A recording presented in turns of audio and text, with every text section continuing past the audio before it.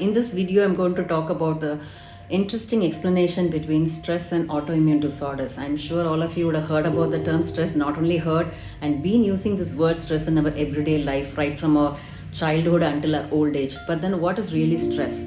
So let me give more clarity or simple explanation of what is stress. Whenever there is a life demand, which is life events which are demanding so much of resources from us and we are not able to cope with that, then we experience something called stress. So stress can be highly subjective also. One person can experience stress with the same for a certain stressor by which another person may not even experience it. So this is highly perceptive and subjective as well. And there are various other types of stressors also. I've already given a lot of videos on stress and stress management techniques, about which the links will be given in the description. Please do watch it.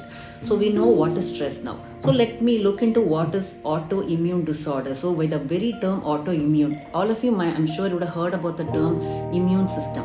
So immune system are nothing but our bodies, they are like a soldiers of the body, so which is trying to really fight hard with the invaders or the intruders, we should say, like a foreign bodies, in terms of virus or bacteria which is trying to cause infection or which is trying to enter our body. So these these kind of soldiers which are called as we call it as white blood corpuscles and immune system. All this I'm sure you would have studied in your high school. So these things will help us to protect ourselves from intruders.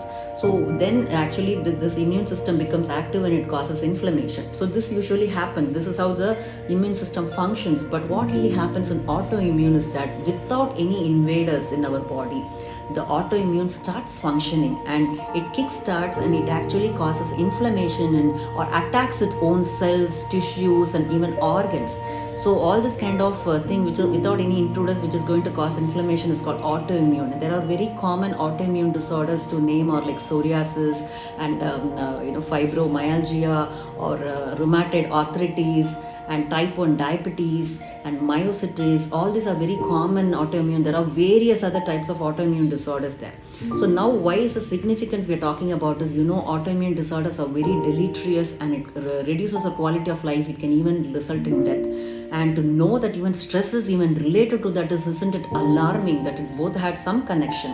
So a lot of researchers have proved that 36% of people who are surveyed, actually they were surveyed in the foreign country, but this study still gives a lot of interesting peek into how the stress and autoimmune is related. So 36% of people who were diagnosed with stress related disorders later said to develop autoimmune disorders, it seems, later in their life.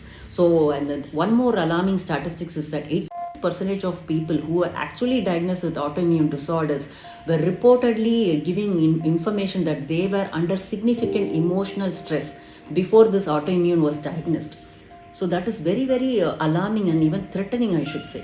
So we should not take stress very lightly or think that okay, it's just going to be there in my everyday life and what am I even going to do with that. Please, high time that we need to take stress very seriously and make sure we develop a lot of protective mechanisms and preventative coping mechanisms so that we are very safe and we are not stressed. And I'm sure nobody in this world could say that I'm very I'm in a stress free zone. Only dead people could say that. But there are few stressors which can still be avoided, and certain stressors which cannot be avoided, we can still develop coping techniques for the same. But it's very important that we understand the importance of physiology of stress and how this can relate or have a connection with this in an autoimmune disorder. So a little bit of scientific facts which are interesting, I'm going to share it with you. The first thing, many of you would observe that maybe there are 2-3 people in your family and one of the family members may often fall sick. Often they may develop this common cold or any infections, whichever epidemic which is happening, they may immediately catch them. They may be very weak. Their immune system is always compromised. This is actually because of stress. When we are under stress, what really happens is the white blood corpuscles, the lymphocyte production is actually reduced. So because the lymphocytes are reduced in their protection, it will not allow us to safeguard us from any other attack from virus or bacteria because immune system is compromised. That's why the significance of stress and immune system is explained. Very, very important. And you should also know a little bit of physiology of stress, what really happens. So we call it as fight or flight. Whenever we are under any threat. So those days we say wild animals we are chased by a lion is a major threat. But nowadays, not necessarily a lion should chase us. There are a lot other stressors we are experiencing every single day in our life. To term even for students, it's test anxiety and relationship failure financial problem and various other issues we are facing every single day. And there are again two types of stressors, like one is a chronic stressor and is an acute stressor. Like acute stressor can be even marriage, or building a home or going for a new job, all can be stress. It's just acute and it will stop after a period. But the chronic stress is more worse, and it has got a lot of connection with this autoimmune disorders, because chronic stress is something which stays with us for days, months, and even years. For example, let's say you're in a job which you hate, and you're in a marriage where you're not at all satisfied, and you're under every day you're under some daily hassles or the other, which is always putting your hormones level high, that the cortisol levels high. So what really happens to the physiology when we are stressed? So as I already told you, we are under flight or fight mode, because it's a body's survival mechanism kicking in whenever there is a threat or a stressor in the environment.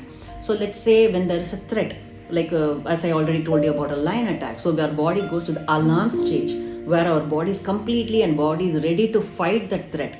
So all our energy resources are ready. So there what really happens, we have palpitations and we have breathing difficulties and we have sweating and we have butterflies in the stomach and we are elevated BP, everything happens. So the body is completely in the fight mode or the flight mode to help us survive this kind of threat.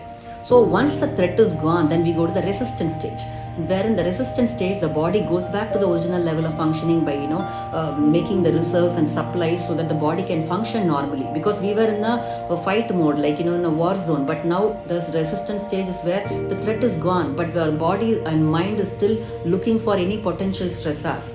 So even that period, anytime we can we can use all this kind of resources and energy can deplete. So when the resistance stage is will be gone once the threat is fine. I mean the threat disappears.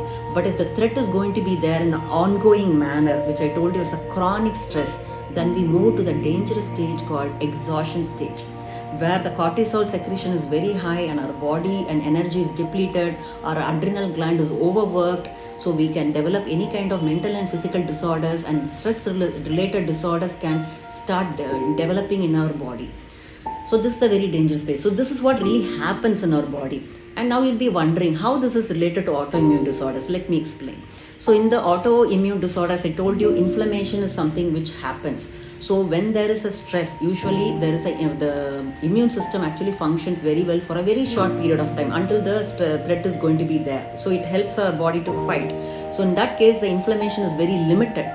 But let's say if the cortisol is going to be secreted over a period of time, because the threat is still there, it's going to be secreted over a period of time, the immune system gets resistant, it opens the door for more and more such inflammations, and autoimmune disorder can be triggered. So it's very important to understand this kind of link between stress and autoimmune disorders, and high time that we take stress seriously and not take lightly that every day there is a stress, I'm just going to make some choices in life. Your choices in life or poor coping mechanisms like even drinking, smoking, or workaholism, all this can also relate or have a very bad impact on your immune system again. So stress can directly and indirectly affect your body and mind and cause lot of health conditions, as well as it can affect your quality of life. So please understand, and always I would say one single word for managing or protecting us from stress, protective mechanisms like proper lifestyle, because stress can actually affect or upset our lifestyle and can cause lifestyle disorders, we would say, or poor lifestyle practices can accentuate the stress, or when we are under emotional stress, the autoimmune disorders symptoms can worsen, or any other disorders can worsen actually. So what are the lifestyle practices? The number one practices is to eat proper food on time. And nowadays people are following many kind of diet practices and going beyond, they're not following any scientific explanation or any expert's opinion. They're just dieting on their own by just following some popular stuff on internet, which is going to cause a very deleterious impact. So please follow any diet under proper expert supervision. And first, diet is very important. The next one is sleep. Nowadays, youngsters are sleeping only by 1 a.m. and 3 a.m. saying that I sleep for 6 to 8 hours and I wake up only by 9 a.m. That sleep is not the right way of sleeping. The sleep is like it should start at least by 9:30, 10 and go on until 6 a.m. or 7 a.m. in the morning. That much amount of sleep in the proper rest hours is very much important for our body to equip ourselves again one more threat in our life. And the third one is have proper cardio activities, at least let's say if not every single day, 4 to 5 days per week of 30 to 45 minutes of any cardio or yoga or any kind of dance, aerobics, anything for that matter, to do something for your body. High time you take care of yourself and have good friendship and interpersonal relationship. These 3 lifestyle practices plus this one tip can be a great umbrella from protecting you from any kind of stress or autoimmune disorders for that matter, and also any other coping mechanism. As I already told in the beginning of the video, I've given links. I don't want to repeat again in this video. This video is only to highlight the importance of the scientific link between stress and autoimmune disorder, for you to get that kind of awareness, to take stress seriously, understand the warning signs, and take preventative mechanisms or develop some good coping strategies. Or if not, if you're actually highly exhausted, you need to go to a medical professional or a mental health professional and try to handle the stress. So otherwise it can have any other impact on your life. So good luck for that, and wish you all a happy and healthy life also. So catch you up in yet another interesting video. Until then, bye.